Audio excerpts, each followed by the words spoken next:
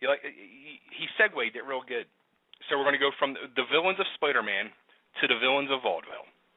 And let's welcome Kenny Kweens to Totally German Radio. Kenny, how you doing? Good, guys. How you doing? Good. You like that segue? Yeah, I'll take on Spider-Man or Iron Man or whoever wants to take me on. I'm going to I tell think you I do all right. You just might. I get my ass kicked, but go ahead. It'd be fun watching it, though, right? I'm going to tell you a funny story real quick before we get into things. I'm going to see if you remember. I met you one time. Yeah, listen, I don't, because I can't remember last week. So if it didn't happen in the last 24 hours, I probably don't remember it. But go ahead. This was probably about 3 years ago when you were playing with LA Guns. You were playing a little club in Delaware, played an acoustic set. And I was there with a couple buddies of mine, and I didn't know you were playing in the band. So you guys come out, and I'm half shot in the ass, and I'm right in front of the stage, and I see you, and you come out, and I'm like, damn, that dude looks familiar. And I'm like, and then it finally clicked, like the light bulb went off once you started playing, like the first song, and all of a sudden I'm like standing right in front of you, I'm like, villains of Vaudeville. I just started hollering, and you looked at me, you're like, oh my God, and I'm like, plastic Jesus. So I just thought it was like, oh my God, that was too funny. That's cool. I mean, I don't know. We play a lot of shows, so it's hard to remember all of them. But if it was an acoustic show, it was an acoustic show, yeah. Yeah, we only did a few. Club. It's usually that was usually just Phil and like, you know, a guitarist or by himself or whatever. But every now and again we would crash it, especially if it was like an acoustic show one night, and then we had, you know, several other shows throughout the week or whatever. We would just, you know, show up. The whole band would show up sometimes and crash it. That's probably what happened. Yeah, it was a real small club, and that's like they were bringing like the 80s. It was an 80s club, as a matter of fact. It was called the Cube. It was all 80s based, and they were bringing like 80s bands in, and everyone they brought in, it was just an acoustic set. Yeah. So. Yeah. But it's funny because I would always get asked, you know, what's going on with the villains of Vaudeville? What are you going to do with that? And you know, being in that band and stuff, it kind of derailed it a little bit because we were so busy, and there just was a time where it's like, you know, I stepped in to help those guys out, and they were so cool, and we had such a great time, and the chemistry was really fun. It was fun. It was good. I really liked those guys, and it turned into, you know, something that was just going to last maybe a few weeks to, you know, years, a month or something like that. It ended up lasting years because it was a lot of fun. And then finally I was like, you know, if I'm going to do this, I need to do it. And, you know, I just found a stopping point. But if they ever needed my help again, I would certainly jump back on and help them. It was a fun go, you know. Yeah, cause, I mean, you actually started putting the villains together when you were still with the Beautiful Creatures? Yeah, and it's funny because I've seen some of your promos. You keep saying Kenny Kweens ex-bassist of Beautiful Creatures. If Creatures gets together and plays a show, I'm the bass player, so I'm not actually the bass guitarist. So, but yes, I was doing Creatures, and I was. It was kind of like we were kind of having a little hiatus, and I was thinking, I've got some ideas. Songs I want to lay down, and I called a friend of mine, producer Tracy Swider, excellent musician, and I said, hey, you know, he had a studio, and I said, hey, let's put some stuff down, and I'll just sing on it, you know, just to get it out of my head and get it, you know, tracked, and It came out really good. Well, at least I thought it came out really good, and so we were like, wow, that was interesting. And he always pushed me to do something like this, and I was like, all right, you know, let's continue on. But then, you know, I was still playing with Creatures, and then LA Guns called, and they actually called me 2 or 3 times. And the first 2 times I said no, you know, I'm busy, I'm recording something new, and I'm also doing the Creatures thing. I just don't have the time to do it. And the third time they were really in need, and like, hey, just if you could just get us through some of these shows. And I was like, okay, you know. And then, like I said, it 2 weeks turned into almost 2 years. But so we kind of derailed things a little bit. But it's something I've always kind of had in the back of my head, and like I said, I enjoy. It was kind of fun doing the music and stuff. So we got serious about it and put a record out, and so far so good. We just put the new video out for Demolition Baby last Tuesday, the 18th, whenever that is. Yeah, it's been a fun project. I mean, the show, how long you've been working on this, when you started putting this out, the music out, like you would put one song out, it was when MySpace was like the big thing, because that's where I first heard it. Yeah. And it was, yeah, you put out like one track, and then like a month later you'd put out another track. It was like, wow, this is hot. Yeah, and then it just kind of died off, and then, you know, you were doing the LA Guns thing, and now all of a sudden you brought it back to life full force, and I mean, I love it. I mean, you can totally hear, you know, the beautiful creatures in you coming out, as long as with your influences like Alice Cooper and Manson.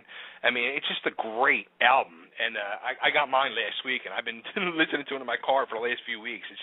It's good stuff, and the thing that like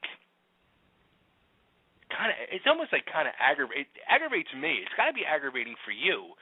Like, and this goes for like even with the beautiful creatures, such good music you've put together over, you know, the last 10, 12 years, and it's like, how do you get it out there to the masses and over the hump?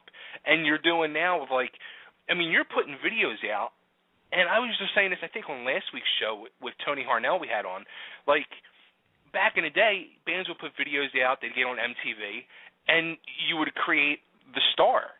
And you're doing that now, but like the outlet is, yes, we have the internet, but it's not that TV effect yet, where back in the day was MTV. How do you get it over the hump? You know what I'm trying to say? Well, you know, today's a different world. You know, what's the guy, that kid's name, Justin Bieber or whatever? Right. I mean, he hit it off of YouTube, you know, and you know, it comes at different ways now. You know, there's a reality show that's called The Voice, and there's one that's called American Idol, and there's more coming, and it's kind of like overload in some ways too with all that stuff. And I think with what I'm doing, and I've always tried to keep my head by doing it this way, is really just look at it more as an art form, and not worry about that too much.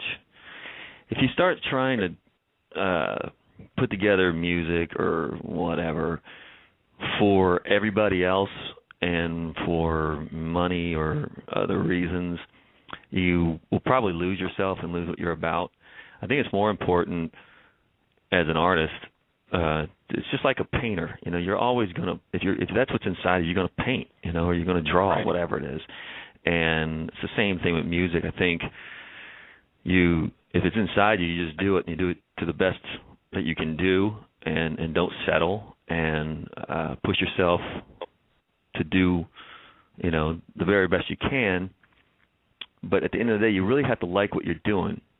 I think that's important. And where it goes after that really isn't up to you, or it's not. That's not part of it, really. You just do it, and if it's, I guess, lucky enough or whatever, it will go somewhere. But I mean, if that's the reason why you're doing it, I don't. I mean, I know there are people who are doing that sort of thing, but that's not what I'm doing. I mean, I'm doing it because I like doing it. You know, I like, you know, writing a cool song or a good riff or whatever. You know, I think that's important, though. I think you have to do it first for yourself, and then where it goes from there, that's really not up to you. That's up to the public or the luck or the gods or whatever that's going to make that happen. Now, with this whole Villains of Vaudeville, I mean, do you even have a band for this, or is it just you right now, or? it's kind of, the whole thing was put together like I explained to you earlier, but it's kind of the same blueprint as, say, Nine Inch Nails. Gotcha. That's Trent Reznor is Nine Inch Nails, and right. He has guys that he works with, Robin and other people that are part of it, and when it's time to tour or whatever, he puts together the band. That's kind of the same blueprint here. Is it's me and Tracy Swider putting it all together, and when it's time to do a show or whatever, we'll put people in. Any plans for shows in the near future, or? That's interesting because today the touring market, it's getting scary. Yeah.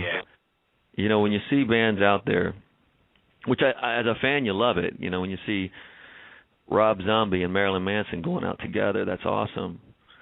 But they should be headlining on their own tours. On their own, right? Yeah, same thing with Motley Crue and Kiss, and stuff like that. It just, the music industry is just taking a beating. I don't know. I don't mean to sound negative either, but I don't know. It's the truth. Yeah, I know. I don't want to bring everybody down, but it is, and people, and I fall guilty of this too. If I want to inquire about a new tour or show or whatever, I'll go to YouTube and I'll check it out. And if it ain't all that, I won't go. And I think a lot of people's that way, where it's just everything's just so. And some people just don't even want to spend, like, why would somebody in the middle of Kentucky or Iowa or wherever who's working a job and times are tough right now spend a lot of money to go out when they could probably watch that same show sitting behind their computer on YouTube? Yeah. And not cost them anything. And it's hurting. I don't know how you can stop it, really. But the touring market's tough. Yeah, it's weird too because I'm 43 years old, so I grew up like the prime time of the '80s and saw all the '80s bands coming through in the heyday, and it always seemed like here in Philly, like when the big bands would come to town, they'd be playing the Philly Spectrum. The concerts always seemed to be like Fridays and Saturday nights, and from our point of view, it was like, yeah, that's great. It's a Friday or Saturday. We were teenagers, so it didn't really matter. But you don't think of the other parts of the country where you guys are playing, every night on tour somewhere, and there's some cities that are seeing this tour on a Monday night or a Tuesday night or a Wednesday night, and it's, a whole different thing. And now as time has gone on 20 years later, and now you guys are not playing, these bands are not playing arenas no more, they're playing clubs, and now they're coming through on Monday, Tuesdays, and Wednesdays, and you go out and there's, a few hundred people there. It's like a totally different thing. And I would say to myself, like, wow, like, where do all them people go that used to come back in the day? But the fact of the reality is, like, now I feel that almost the same way, where it's, all right, I'm 43 years old now, I have, a wife, I have kids, I have to get up and work, go to the job. It's kind of hard to go to a club and, revisit the past and see bands that I enjoy. And, money-wise, it's not that bad because you're still, it's going to a club and it's not that bad. But the bigger bands are still coming, and now it's on a Monday, Tuesday, or Wednesday, and they're charging, $100 a pop for a ticket. It's a whole nother world now. It's different. Yeah, today's youth and the way things are, really, it's here today, gone later today. You don't even make it to tomorrow anymore. It's just what's next. It's really quick, and it's hard to keep people's attention, and it's hard to get people to come out. I remember so many times, on tour, we would say, "Thank you for leaving your computers and coming out and sharing your time with us tonight."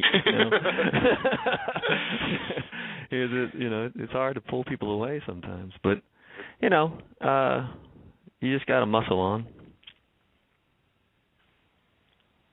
Now, how about with you said you're still technically the bass player for the Beautiful Creatures, like. Well, yeah, I mean, we haven't done anything in a while, but I mean, if right. we were to play a show, I would expect that I would be the. Unless you know something I don't. Well, from what I mean, Joe's doing the Bang Tango thing now, but it seems like at any given time you don't know it him. Like it seems like he could be doing Beautiful Creatures with the Bang Tango guys or Bang Tango with the Bang Tango guys. And it seems like, isn't there another Bang Tango? Like the original members were all getting together without him. It was just a weird situation. It seems all around the whole Joe thing. Yeah, I haven't spoke to Joe in a while. I saw him. I think the last time I was at the M3 festival, we were playing there, and I think that's Baltimore. Right. And he was there, and we hung out for a while. Everything was cool, but I would love to hear from him, but I haven't really kept up with him, so I don't know what he's doing. I'm guessing he's doing the Bang Tango thing. Yeah, I haven't. He was actually just playing in Delaware. I guess it was about a month ago. Bang Tango played there, but there's a band that you were there with for 10 years with the Creatures. It's just weird. I mean, and that was such good stuff, and I think of it like good material, good stuff. It was just like, how does it get over the hump? And then, like, the whole thing when you guys were put on the Ozfest tour, and it just, I don't think you guys fit well with Ozfest. And well, at the time, you got to think about it. At the time, I mean, who would you have put us out with? Yeah, that's the thing, too. I mean, other than, I think, Buck Cherry, that was like our only other ally out there, and maybe a couple more, but it was a different time. Maybe we were supposed to come out a little later. I don't know, but it was a lot of fun. I got to say that. I mean, the Ozfest was an awesome tour to be on, and we did shows with Marilyn Manson, and we went on the Rolling Rock tour. We did a Japanese tour. We did a European tour, so it was cool. And it also, helped all of our careers. Help people know who we are. I mean, if that didn't happen, I wouldn't be on the phone with you right now. And it's something I didn't even realize till I'm sitting and doing research about you. You played with Tommy Thayer in a band called Shake the Faith? Yeah, that was the first band when I got out to L.A. That was the first band I was in. I was pretty much fresh off the bus, and they needed a bass player, and I was like, yeah, sure. And it was a really cool band. We put a record out. It's called America the Violent, and it's like got like a punk kind of a thing in there as well, and it's really interesting. The cover for that record was done by Hunter S. Thompson. We were in a studio recording, and I think I was looking at a Playboy magazine, and within the magazine, I was just reading the articles. I wasn't looking at the pictures. No, just kidding. It actually was a picture, and it was a picture of Ronald Reagan that Hunter had done, and I thought it was really cool. And I showed the guys. I said, "Look at this. This is awesome." And we contacted him and said, "We would like for you to do something like that for the band." And he said, "Yeah, sure. First, I've got to hear the music, and if I like it, I'll do it." So we sent him the demos over and stuff, and he loved it. And he said, "Yeah, send it over." And he did it for free. He did it for no charge. Wow. He took it. We sent him a photo. He threw like paint at it, and then shot it with a gun. Did all this crazy stuff and sent it back, and that was the album cover. It's a hard CD to come by. Well, all CDs are hard to come by these days, but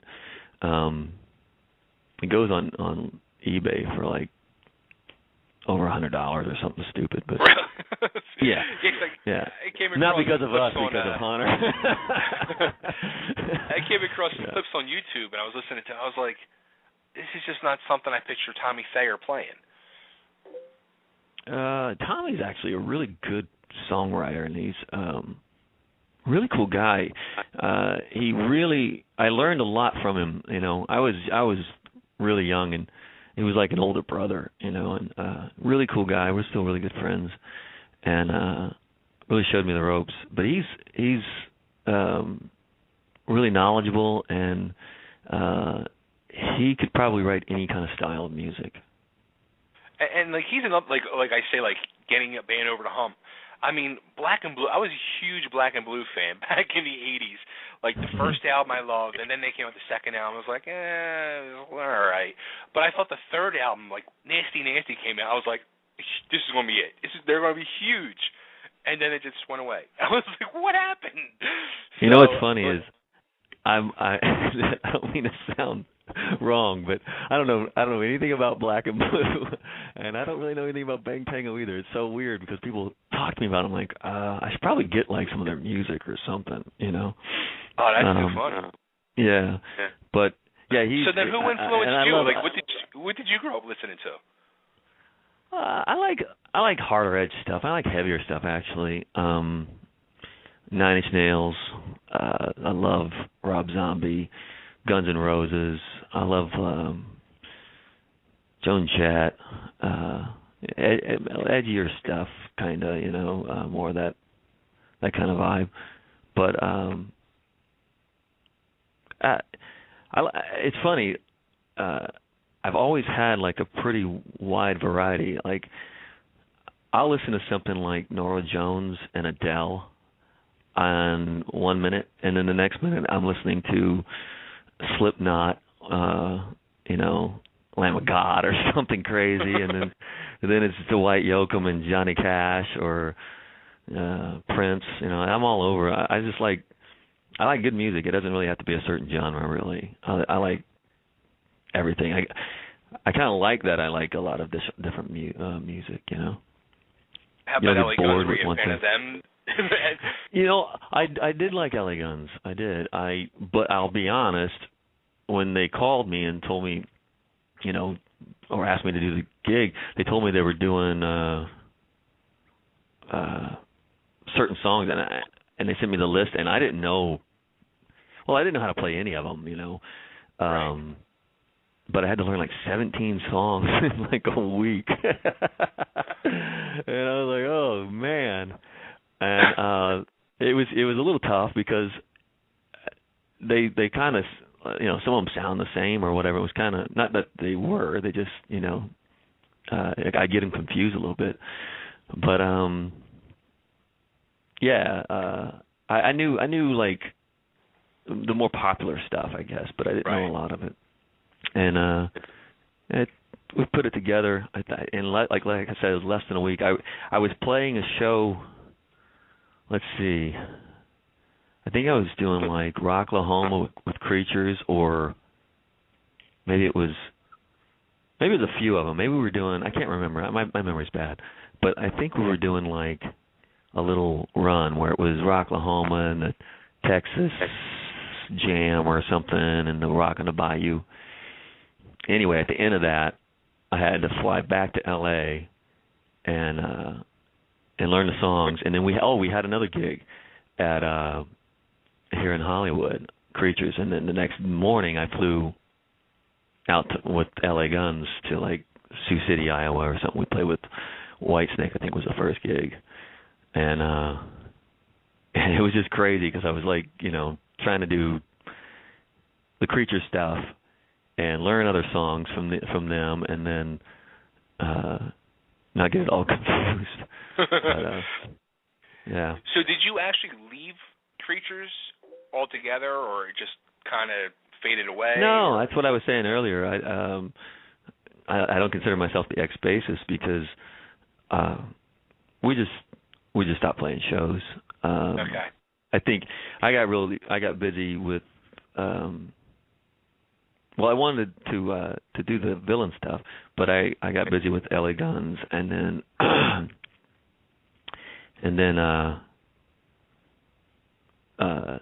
it just kind of we just kind of stopped playing, you know, stopped doing gigs because, you know, everybody has like, I know how this works because I've seen it happen before where you have like a side thing, and LA Guns was supposed to be like a side thing for me, you know, I was just going to do that on the side, help them out. I don't really consider myself so much a member, although I was for a long time.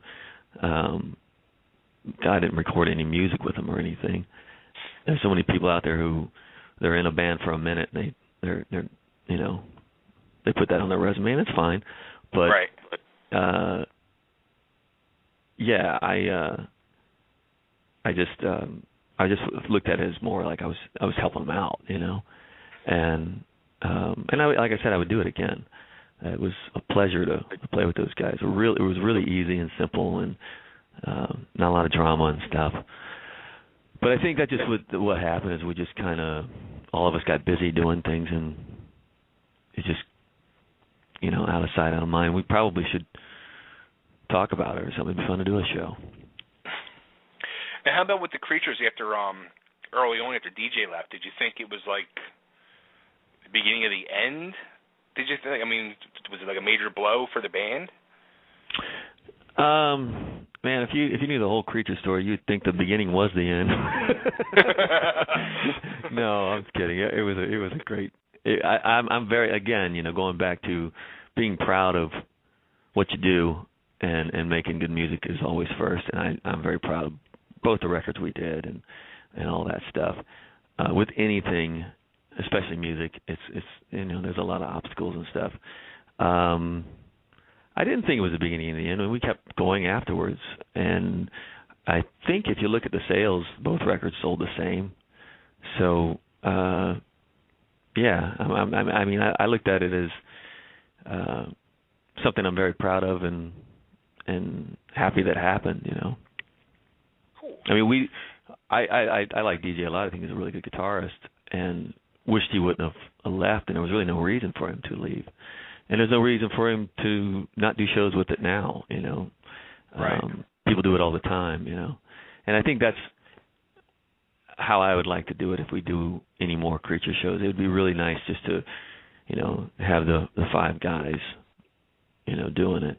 And I think there was even talk about doing a show in 2011, because that would have been the 10 years, because we came out in 2001 with the first record. And I think in 2011 there was a talk about doing a show or a couple or whatever, but I think we were all busy doing whatever, and it never happened. But, you know, maybe someday, who knows?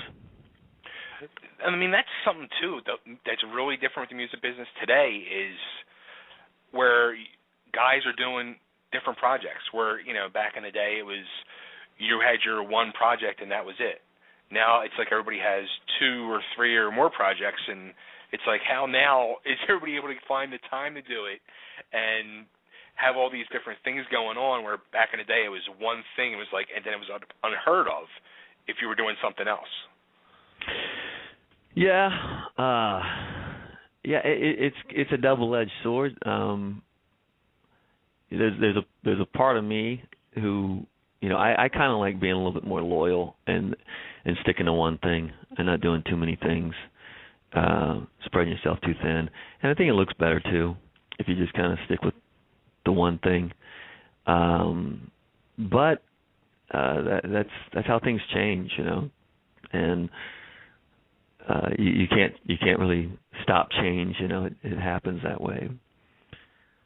But you know, like, obviously, if we were to put, let's say we put the band Creatures back together, you know, it would have to be when Glenn Sobel, the drummer, isn't doing Alice Cooper, you know, and DJ's not doing Guns N' Roses, and Joe's not doing Bang Tango, and Anthony's not recording or mixing Aerosmith or whoever else he's doing now down in Nashville, and then me not doing Villains of Vaudeville. You'd have to find time for all 5 of those schedules to come together, so it'd be tough.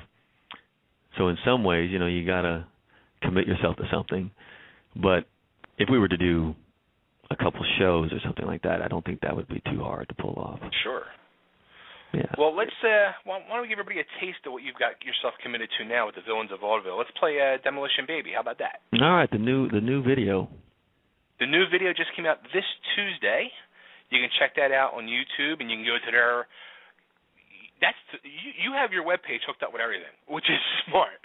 Go to villainsofvaudeville.com, and he's got the links on there to everything: Facebook, Reverb Nation, Twitter, Spotify. There's ones on there I never even heard of, but they're all on there. So go on there, check it out, and let's listen to Demolition Baby right now. Cool.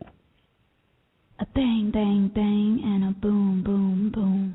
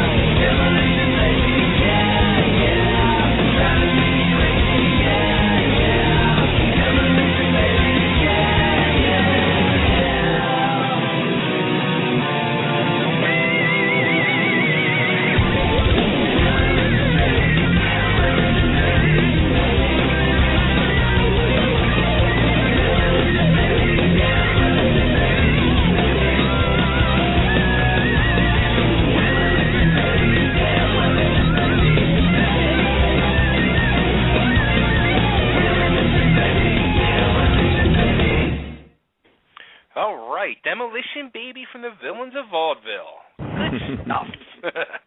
Good stuff. Good stuff.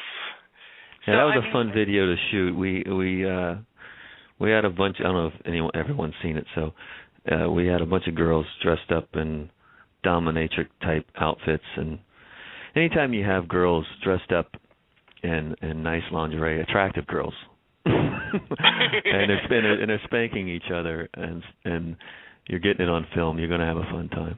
Yeah. At that point, you're like, it's good to be the king. Yeah, it's nice. It was a fun one to shoot. It's different than the first video we did was Devil's Waiting, and it was more dark.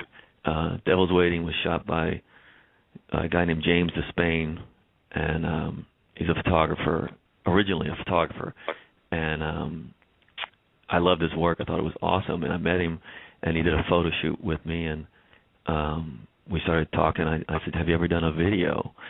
And he said, "No." And I said, "Well, if you can do what you do with stills, you should, do video. Just make it so it moves. What you see or how you shoot. It's awesome." And the first video he ever did was Devil's Waiting, and I thought that one came out great. And that video that we just did with Demolition Baby, that one was done with Sean Reed, who's a friend of mine, and he actually did a Creatures video off the second record, the Anyone video, and we got together and just wanted to do something a little bit different, a little bit more cheeky and campy, the whole sex bot look, right? That old Betty Page kind of vibe or whatever, and it was fun. And then now we have a new one coming out. Nice. by James of Spain again, the guy that did Devil's Waiting, the first video. He's doing Blackheart Saints right now, so awesome. that'll be coming out in probably late July, beginning of August, something like that. Cool. I was going to say, I hope Blackheart Saints. yeah, that's a good one. I that's my favorite. That has my favorite guitar solo in it. I think it's just real sweet, you know. And you know, I love the fact that you're doing videos. Like, it's such a lost art form anymore, and the fact that you're doing not only the video thing, but the hype around it. Like, it's a big to do. Like, you're making sure people know, like, we're doing videos and we're putting an effort into this, and we're doing a big hype around it. There's a release date. I mean, that's the way it was. You know, it's the way it should be. I mean, be proud of the music, promote the music, have the promo video for it, and that's what you're doing. Yeah, I think it's important though, because like we said earlier, people forget so quick. They move on to the next thing, and you got to kind of keep reminding them and build it up a little bit, and it's fun. And I think with the videos, you can get your message across a lot more clear than even a live show. Because sometimes those live shows, you got somebody holding their phone camera, and it sounds like hell, and you know sometimes it looks like hell too, and it's not really representing you in the best way. But when you have a video, you know, and you spend some time on it, you can really try to make whatever was going through your head, like create that and try to present it in that way. So at least that's what we're doing. How annoying has that become as a person being on stage where you look out into a crowd and where you would usually see like hands in the air, now you're seeing phones in the air? Well, you just take it, you know, it's like it's part of it all, you know. You just hope that you hope it's coming out all right, you know. Half the time it's not going to, because it's just going to sound like, you know, a mess, and sometimes it's going to look like that too, but you know, some of the phone quality videos out there aren't too bad, you know. But you know, back in the day, I remember you couldn't even like get into a venue with, you know, a video camera and stuff. I remember you know, that wasn't allowed, but you know, now it's your cell phone, so they can't really. They can't stop it. You can't stop it, but you know, should they? I mean, maybe they should. I don't know. But you look at it in some ways, they're putting the video up, and they're kind of helping you promote yourself, I guess. I don't know. Again, double-edged sword. No, I mean, which I'm going to give you a good laugh too, because I'm going to send you over. Like when you did that LA Gun show, I taped some songs. See? See there? Guilty. Guilty. Yeah. Totally guilty. And you'll hear my drunk ass singing along with it. And like on one of the songs, like people are like, "Who in the hell is singing?" Yeah, so that was my drunk ass singing along. But well, it's probably better than my drunk ass singing along. But like you were saying, like I went and saw, like my new thing now is like I'll go see people who like I like, but people won't know that like Rick Springfield. Like I went and saw Rick Springfield like a year or so ago. He was playing a casino by my house. So me and my wife went, and you know I taped some of the songs and I put them up on YouTube, and people from the show they saw them on YouTube and were commenting back and forth. Rick Springfield had them pulled down. So it's just like, yeah, I get contacted by them, and you know they're like, you know, for whatever copyright infringement or whatever it was, and they had the videos pulled down. But then you have somebody like I go see Queens when they toured. They played a small place here in Philly and had Lita Ford. She came out and did a few songs with them a couple years ago, before the big breakup, and I taped a bunch of those songs, and Lita Ford's husband at the time, Jim Gillette, contacts me thanking me for taping it, and they want to put these on Lita's YouTube page. So, yeah, it's like a double-edged sword. Yeah. That's wild. I didn't even know that, you know, that someone could tell you to take it down, like Rick Springfield can't. Yeah, they went through YouTube, and YouTube actually took it down for copyright infringement. Yeah, well, I know there's something like that too, because because you can't use someone's song like if you were to go out and film, I don't know, a fishing trip or something, I don't know, right? And you put someone's song underneath your video or whatever, you can't do that. Yeah. Crazy stuff. Yeah. All right, so what do we have? What do you have plans next? What are we going to expect? You have the video coming up, the new video for Blackheart Saints, which next month. Which you did this one quick. Like when I first started contacting you about a month ago, you're like filming the video, boom, boom, boom, and it was out like a week later. Oh, yeah. The whole. When we put the first video out, it was actually done, ready to go, and so was the record, and that was the end of last year. But we thought to put just a single out and just put a video out at the end of the year, because it's not a great time to put out music right as the holidays are coming. Right. You just kind of get lost. I mean, you're already trying to, not drowned in everything. So we waited for a better time for it to be received and be put out. So we waited for the first quarter of this year, and we started putting stuff out. So everything's kind of just been in the can waiting. So this video that's coming out next, we filmed it a while ago. So it's ready. It's just, we just put one out, so we have to wait a little while. Yeah, give it some. Give it some time. And then there'll hopefully be another one after that, and another one after that, and another one after that. We'll see how far it goes. You I really like doing the video thing. I really do. It's fun, and I got to tell you, I even like being behind the camera or like messing with the lighting or whatever. It's just cool. It's cool to learn and do things like that. It's its own art form, and I would actually like to get into doing something like that. On the editing part too, I really have fun editing things up or help editing or whatever. It's pretty interesting. It's pretty cool. I mean, how about even fronting the band? This is something new for you too. Yeah, I'm not holding a bass guitar for the first time. It's like, wow, I'm just holding a microphone. Is that why you're hiding behind the mask then? Yeah, I've never really wanted to be a front man. It just it happened just like I said it did. It was just something that came about, and it's been different. It's been pretty fun though too, because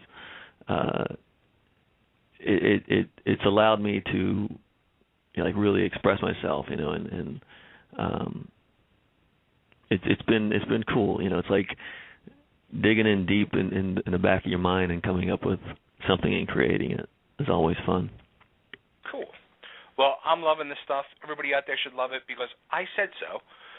So check out Kenny and the Villains of Vaudeville. Go to the website, villainsofvaudeville.com. Look for them on Facebook, Twitter, Reverb Nation, YouTube, Spotify. We're all over the place, man. Every friggin' social media page there is. Look for Villains of Vaudeville. Kenny, thanks so much for tonight. It was great talking to you. Next time you come to the Philly area, maybe I'll be drunk and holler something at you again. Okay, bro. Take care, man. You too. All right. Kenny Kweens from the Villains of Vaudeville. That was awesome. So, Frank, you there? Of course. Frank just goes and takes it back. I got cut off at some point for some reason, and I saw you. Your call dropped about 5 minutes ago. I was like, oh, look, he just hung up on us. Nah, when it comes to the music interviews, I just sit back and enjoy it because I become a fan all over again. And I want to thank Kenny. That was a great interview, and it just goes to show you how much the music industry has changed. I mean, he was talking about touring and how hard it is. Now something you touched on, and I thought was interesting. like when you said that you put up the videos from the Rick Springfield. Mm-hmm. This is what is wrong with the music industry. They don't get that they need all the help and the press that they can get. And, you know, it's not like you're taking credit for it. It's not like you're making money off of it. You're just putting up and saying, hey, look, you know, here's the concert. Enjoy. But that's the thing, like too. You said, he got it. Whereas but I Rick think Springfield, some people, you know, no, you can't use my stuff. Why? It's only helping you. You're really not getting anything out of it. And but I this think just some goes people to show do you that. Why the music industry is in the shape it's in, because sometimes it's all about greed, and they just don't get it. But I think some people do that sometimes, though. Like when you put stuff on YouTube, you have the option to monetize it, and I think some people, like whenever I put concert videos up, I don't monetize it. You can't. You're going to get in trouble by YouTube, and I don't want my account screwed with. So like when I put my own personal videos up, I'll monetize it just in case by some chance I get lucky and I get something that goes viral. But I think some people will take a concert video and try to monetize it, and I think maybe that's where I could totally understand, an artist being upset if somebody's putting it up there. But yeah, if it's just a fan putting something up to share with other fans, then yeah, I mean, I don't get it. I mean, and that's something like which I'm not a fan of, but you mentioned earlier you went to your first Grateful Dead show at the old JFK Stadium. Like, I was never a fan of the Grateful Dead, but they were ones who started for years, encouraged people to come and tape their concerts and trade with their fans. They actually had a recording section. They had a section where you could go and everyone understood that you were there to record. And it was the most mannerly stoners that I've ever met in my life. I mean, my cousin probably had about 200 tapes of just the concerts. And the thing with the Dead was, these were guys that got it. These were guys that were a smart band when it came to their fans. Say they were at JFK for 5 nights in a row. Every night was a different show. Right. So, like, you literally, because I always said to my cousin, I said, I don't get why do you go every night? And he's like, because I'm seeing a different show every night. Yeah. And they just had that material where they could do that. And they knew what the people were there to see. The people weren't there to see the new stuff. The people were there to see the old stuff. Then once they got used to the new stuff, they'd throw that in. But, their popularity to this day is still unheard of. I mean, they sold out JFK, the Spectrum, more than any band in history, and it was because of that. Like they would have loved, like Jerry Garcia would have loved like the music sharing. He would have encouraged the live stuff. Hey, share this, get this over, because he knows in the end when they do have new stuff, the fans are going to buy it. This is true. I just think that bands don't, you got to get your stuff out there, and when you're not helping your fans, you're not sharing. It's going to hurt you, and then a lot of these guys too totally want to go like you were talking about when you went to Tom Jones, and he just wanted to get all artsy and do his thing. That's people didn't pay money to see you come out and become the artist formerly known as Tom Jones. They want to hear That's Unusual.